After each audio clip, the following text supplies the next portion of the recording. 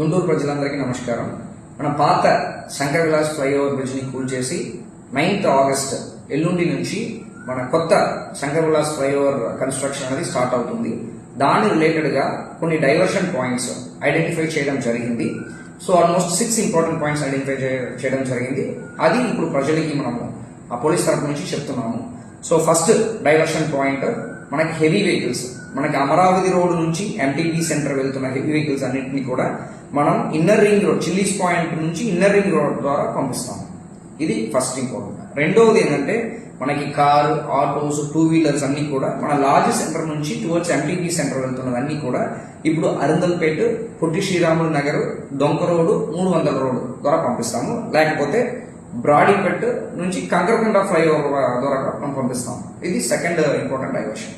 మూడవది డైవర్షన్ ఏంటంటే ఈ హెవీ వెహికల్స్ అంటే ఈ స్కూల్ కాలేజ్ బస్సెస్ అన్ని కూడా ఎంటీబీ సెంటర్ నుంచి లార్జ్ సెంటర్ వెళ్తున్నదన్నీ కూడా ఇప్పుడు ఖచ్చితంగా మన కంకరకొండ ఫ్లైఓవర్, రమేష్ హాస్పిటల్ ద్వారా కంకరకొండ ఫ్లైఓవర్ ద్వారా వెళ్ళాలి.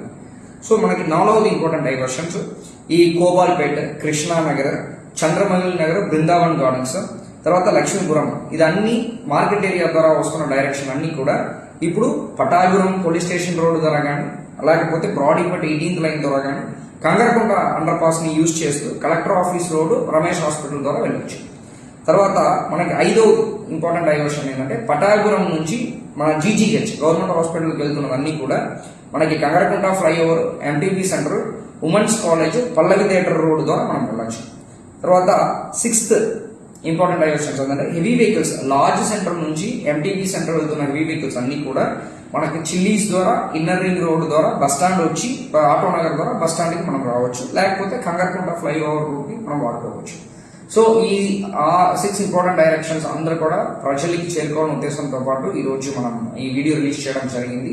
సో ప్రజలందరూ కూడా మన ట్రాఫిక్ పోలీస్ కి, గుంటూరు పోలీస్ కి సపోర్ట్ ఇస్తూ ఈ శంకరకొండ ఫ్లైఓవర్ బ్రిడ్జ్ ని కన్స్ట్రక్షన్ సక్సెస్ఫుల్ చేయాలని చెప్పి కోరుకుంటున్నాం.